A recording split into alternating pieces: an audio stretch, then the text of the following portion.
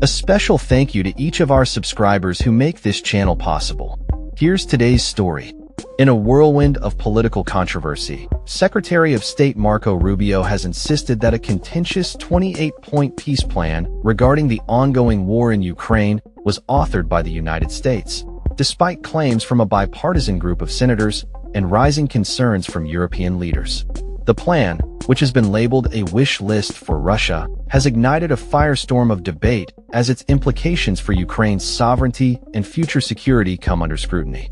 The peace proposal, which surfaced last week, calls for Ukraine to make significant concessions, including ceding the Donbass region, which has been a focal point of conflict for over a decade. Additional stipulations demand that Ukraine commit to never joining NATO, reduce its military personnel from approximately 900,000 to 600,000, and grant amnesty to all involved in the war, thereby shielding Russians from potential war crime charges. In stark contrast, the Russian side is required to make minimal concessions. Rubio defended the plan during a press conference, asserting the peace proposal was authored by the U.S. It is offered as a strong framework for ongoing negotiations. He acknowledged that while the plan incorporates input from Russian officials, it is also grounded in feedback from Ukraine. However, this assertion has been met with skepticism, particularly after reports surfaced from a group of U.S. senators, including Senator Mike Rounds, who indicated that Rubio had described the document as a Russian wish list during a recent security forum in Canada. State Department spokesperson Tommy Pigott dismissed the senator's claims as blatantly false, yet did not clarify the apparent discrepancies surrounding the plan's origin.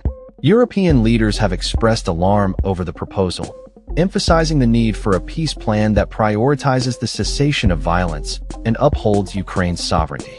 European Commission President Ursula von der Leyen outlined essential criteria for any credible peace agreement, stating, "Borders cannot be changed by force.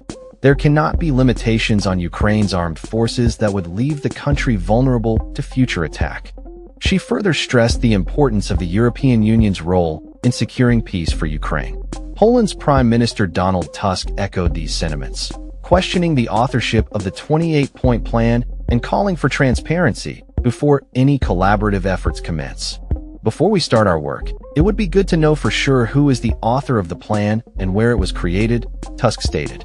The controversy surrounding the peace plan intensified following President Trump's recent meeting with Ukrainian President Volodymyr Zelensky, where Trump urged an end to the conflict along current battle lines.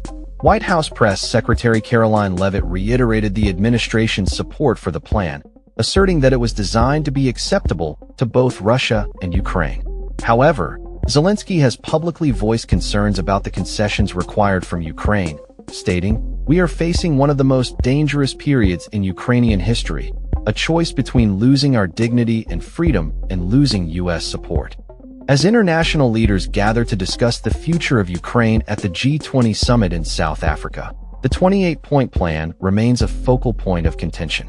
UK Prime Minister Keir Starmer and other leaders have indicated that the proposal, which requires territorial surrender and military reductions, necessitates additional work before it can be considered viable. The situation remains fluid as diplomatic efforts continue to unfold, with fresh talks scheduled in Geneva involving delegations from the US, Ukraine, and European allies. President Zelensky expressed optimism regarding the negotiations, stating, "Diplomacy has been activated, and hopes for constructive outcomes."